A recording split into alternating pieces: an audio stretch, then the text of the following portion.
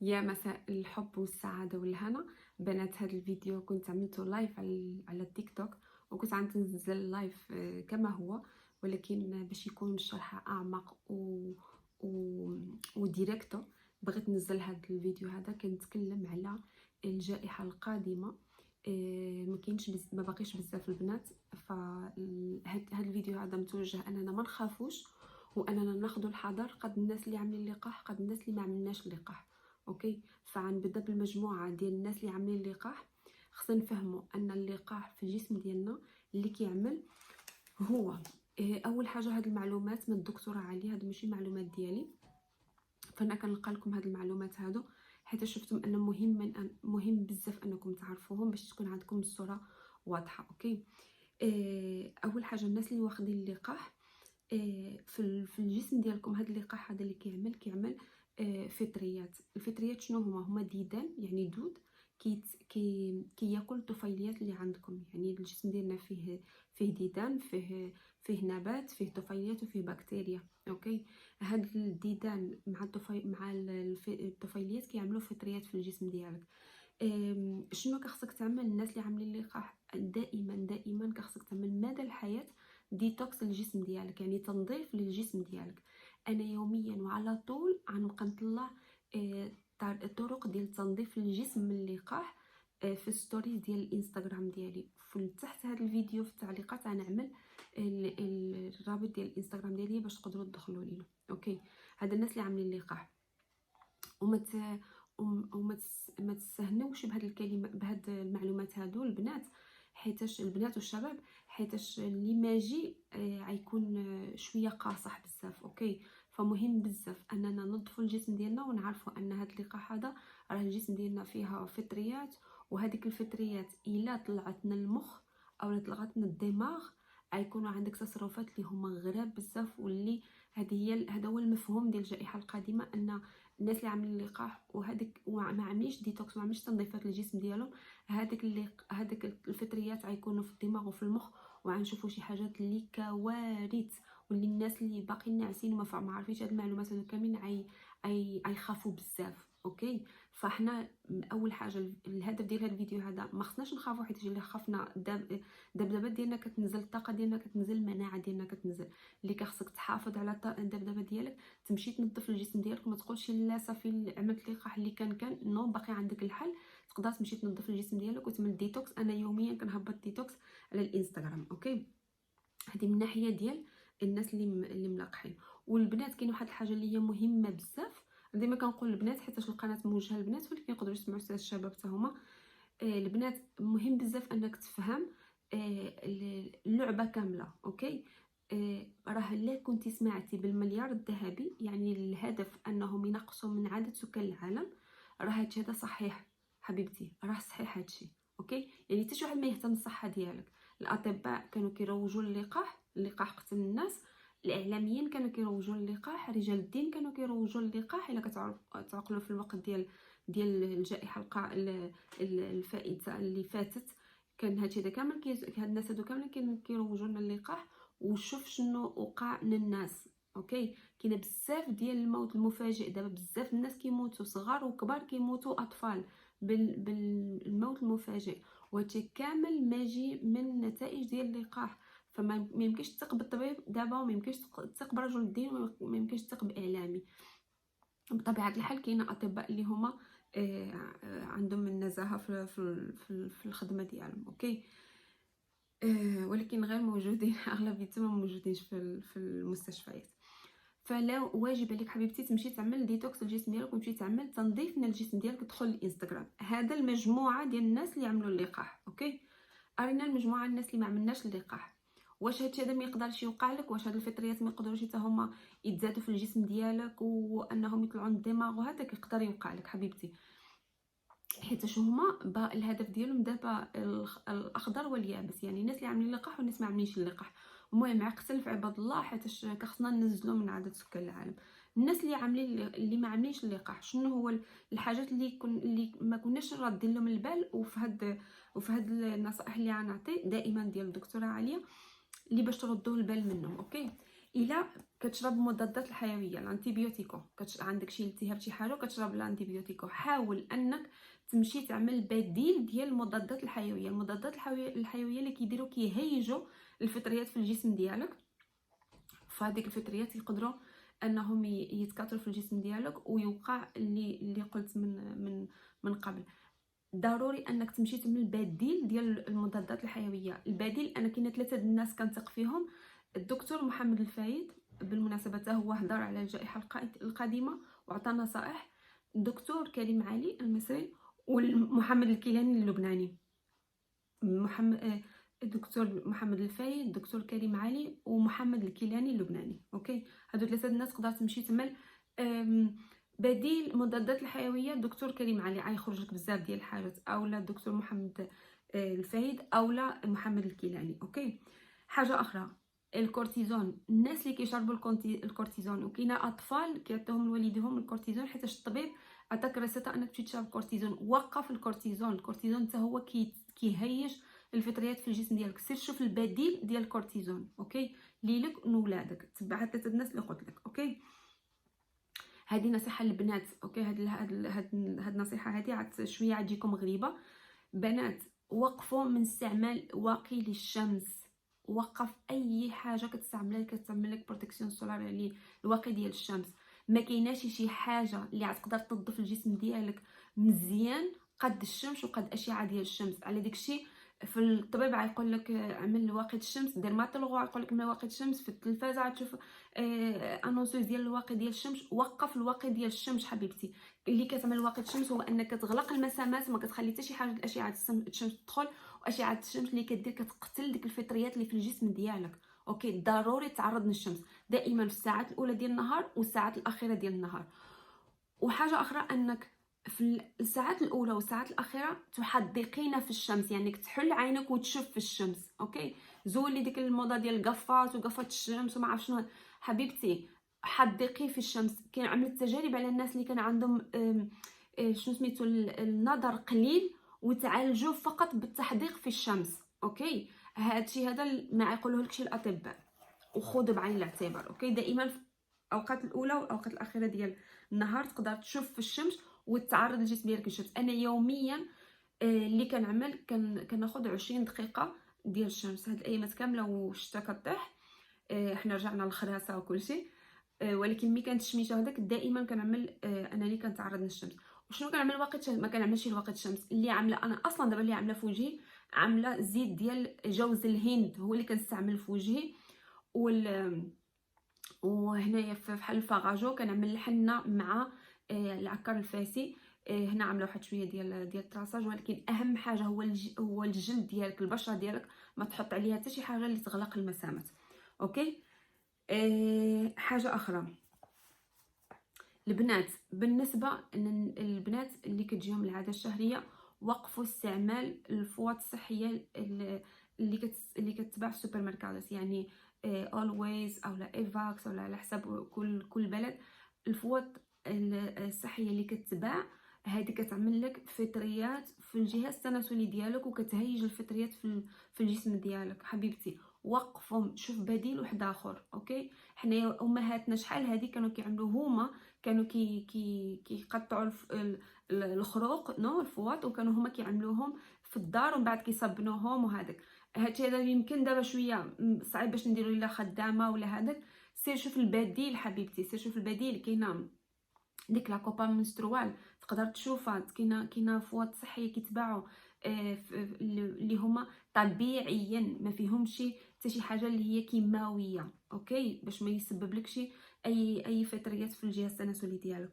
وبالمناسبه ان كاينه بزاف البنات اللي كيجيهم بحال الحكان او اللي كيجيهم التهابات في الجهاز التناسلي وكيمشيو يشربوا الادويه. ما تشربوش الادويه. اوكي، انا من بعد هذا الفيديو هذا غنطلع واحد المعلومه على ستوري ديال الانستغرام كيفاش تقدر تعالجين الالتهابات في الجهاز التناسلي بدون ادويه. اوكي، كل شيء طبيعي. اوكي. اوكي، حاجه اخرى بالنسبه للامهات اللي عندهم اطفال صغار، هنا مثلا في اسبانيا الوليدات كيبقاو ياخذوا اللقاح تلقيحات ملي كيخلقوا الا كل مره كتبان باكونه جديده خصك تمشي تعمل باكونه نولا. انا ما بقيتش كنعمل باكونات نولادي، اوكي، ما بقيتش مقرره انا ما نزيدش نعمل باكونات نولادي. حنا ما عملناش التلقيح اللي هو اللي مشهور، ما عملناش. ولكن اللقاحات اللي هما عادي، اللي شحال هادي كنا كنقولوا عادي الولد ملي كيخلق كتعمل له باكونه كتبان، وقف اللقاحات. ولا كان عندك بيبي باقي صغير يلا خلق وانت كتسمع هاد الفيديو ما تدخل حتى شي لقاح للجسم ديالك، وبحث على اللقاحات وتسمع محمد الكيلاني كيتكلم مزيان على هذا الموضوع هذا ديال اللقاحات، وشنو الحاجات اللي خصك تعطيهم للطفل ديالك اللي هما طبيعيين اللي كيزيدوا فيه الذكاء واللي يخليو ان الطفل يكون صحي. واغلبيه ديال اللقاحات اللي كيكونوا دابا من غير اللقاحات المشهور اللي عارفينه، اللقاحات اللي كيعطيو الاطفال يلاه كيخلقوا، اغلبيه اللقاحات كتسبب للاطفال التوحد، كتسبب الاطفال هاد الاطفال هادو التوحد. فحبيبتي وقف لقاحات ولادك وسير بحث، سير قرا وسير شوف، اوكي. حاجه اخرى البنات، الكريمات اللي كتحطوهم على البشره ديالكم، بكل انواع الكريمات، الا ماشي طبيعي ديك الكريمه ما تحطهاش على وجهك. كاينه واحد القاعده اللي قالتها الدكتوره، قالت ان اي حاجه ما قدرش تاكلها ما تحطهاش على البشره ديالك. زيت جوز الهند قادره تاكلو حطو على البشره ديالك، زيت زيتون قادره تاكلو حطو على البشره ديالك. يعني هذه خدها قاعده، اي حاجه ما قدرش تاكلها ما تحطهاش على البشره ديالك، اوكي.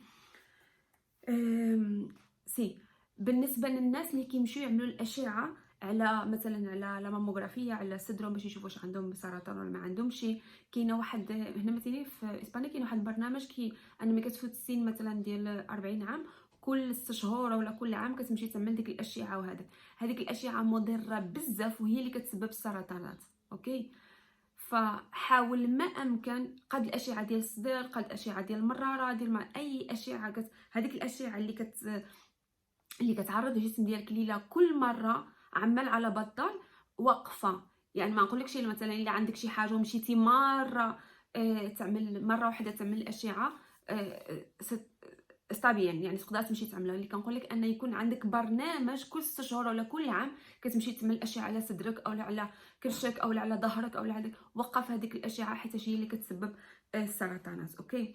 حاجه اخرى بالنسبه للبنات، الطلاء ديال الاظافر، هذا الطلاء هذا مثلا هذا عاد عملته انا دابا، كتقدر تزولو. كنقولوا طلاء الاظافر اللي كتعملو وكتخشي يدك في ديك الماكينه ديال الاشعه الفوق بنفسجيه اللي كتحرق شنو سميتو الاظافر ديالك. هذيك مضره بزاف بالجسم ديالك وكتسبب ان الطفيليات ان الفطريات تهيج في الجسم ديالك، اوكي.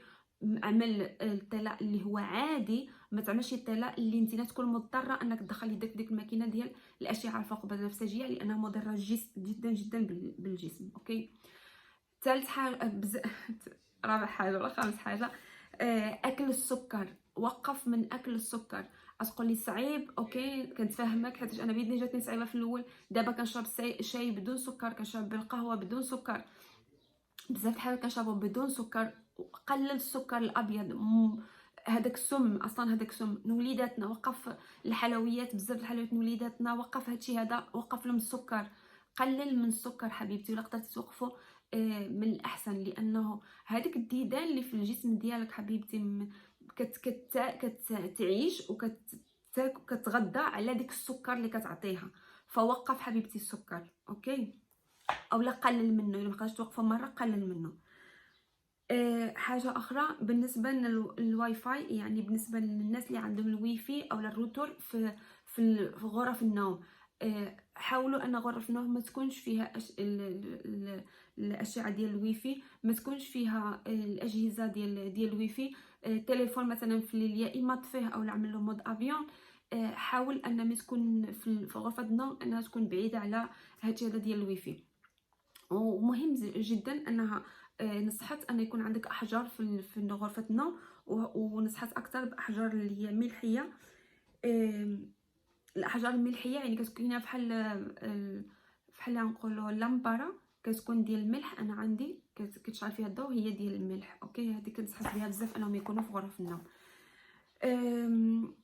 اوكي. ملي تكون كتكلم بالهاتف ما تحطش الهاتف على اذنك، ما تحطش الهاتف هيدا على اذنك، حيت هذا كمان كيضر بالصحه ديالك وكيهيج الفطريات في الجسم ديالك. الابراج ديال 5G راه عارفين الضرر اللي كيعملوا على الجسم ديالنا، وكيخلي ان الجسم ديالنا تكون فيها هذيك المعادن اللي هي ثقيله. فلهذا دائما خصنا نديرو الديتوكس. حاجه اخرى حاجه اخرى ان الاوديفونوس، يعني اللي عامله انا دابا الاوديفونو اللي كيخدموا بالبلوتوث حتى هما كيكونوا مضرين بزاف. الا لاحظتي ملي كتزول الاوديفون من ودنك اللي عملتيه مده طويله، كتحس بحال كاينه واحد السائل في الودن ديالك، وانت كيسحاب لك ان ديك السيليكونه مع الاذن ديالك عملت ديك السائل. نو، هذاك السائل ماجي من ان الدماغ ديالك، ان الدماغ بحال اللي تطبخ، وديك السائل كيخرجوا لك على ودنك. فالضرر ديال الاوديفونوس بالبلوتوث عنده واحد الضرر كبير على الجسم ديالك.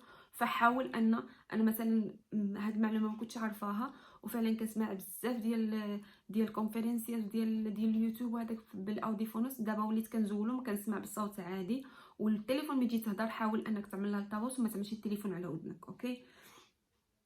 حاجه اخرى انا كنقرا باش من ننسى حتى شي حاجه.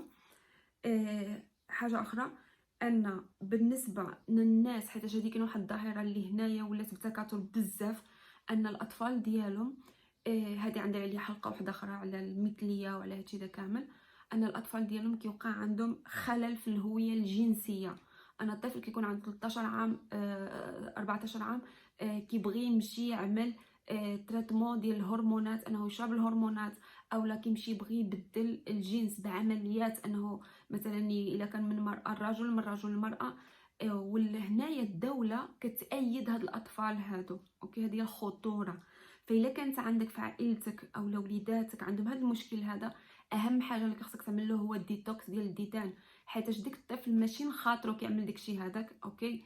هذاك ديك الطفيلات وديك الديدان اللي في الجسم ديالو هما اللي كيدفعوا لهادشي هذا. فقط عمل ديتوكس ديال الديدان ولدك. دخل ان الانستغرام بحال اللي قلت، راه غنعمل تما الطرق ديال ان كيفاش تعملوا ديتوكس الجسم ديالكم. كاينه بزاف ديال الطرق، كل مره غنطلع شويه بشويه. اوكي.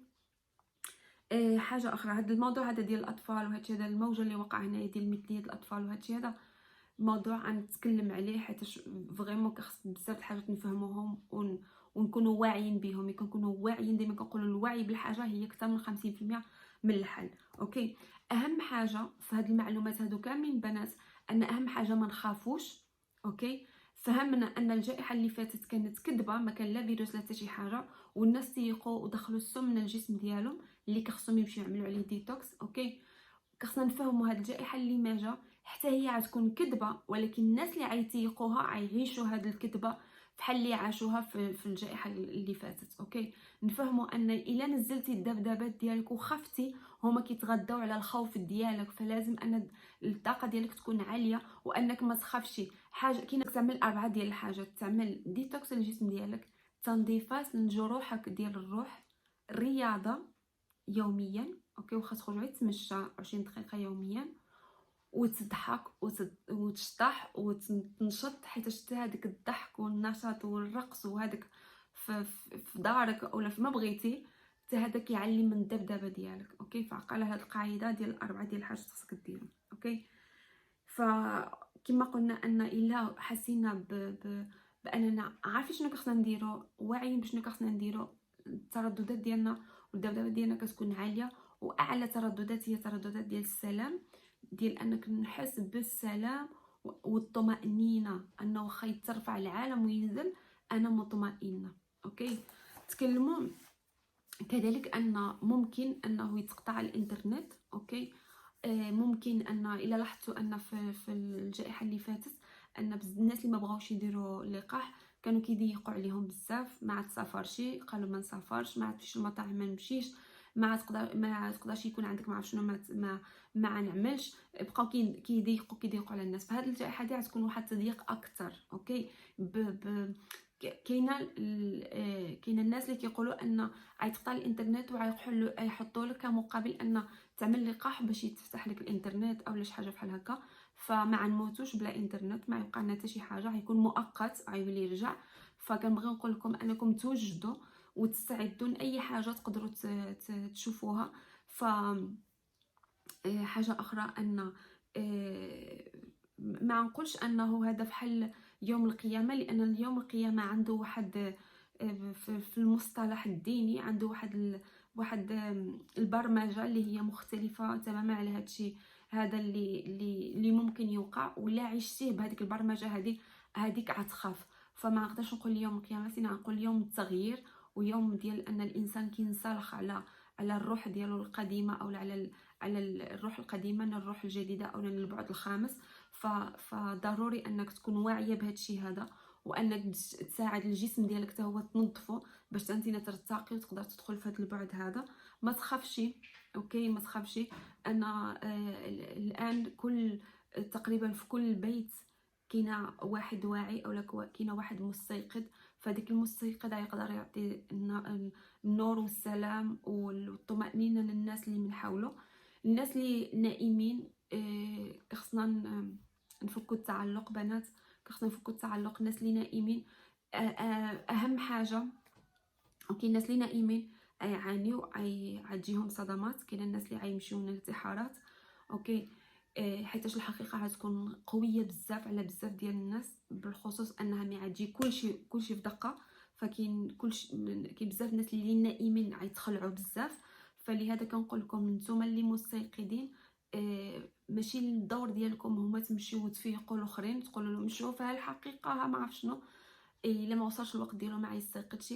انت فقط مطالبه انك تركزي على نفسك، فقط انك مطالبه تنظف الجسم ديالك، تنظف الجروح ديالك، وتركزين على نفسك. ومي توقع الواقعه تنشرين الطمأنينه بيناتهم، اوكي. وهما كيبقاو يختاروا واش يتبعوك او لا، يتبعوا انهم ياخذوا قرارات واحده اخرى. فقط انك انت خصك تركزي على نفسك حبيبتي، فقط خصك انت تركزي على نفسك وما تخافش.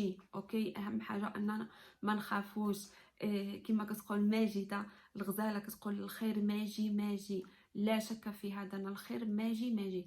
فقط حبيبتي انك تكوني في التنظيفات، وتكوني في لحظه هنا والان، مهم بزاف. لان الا فكرنا في اللي ماجي كنكونوا قلقين، وماشي حنا في هنا والان، اوكي. فضروري انك تكون في اللحظه ديال الهنا والان، وتعمل التنظيفات ديالك، تعمل التنفس، تعمل التاملات ديالك، وتعمل ديتوكس للجسم ديالك، وتكون في اللحظه ديال هنا والان، اوكي. نور وحب وسلام عليكم كاملين بكم.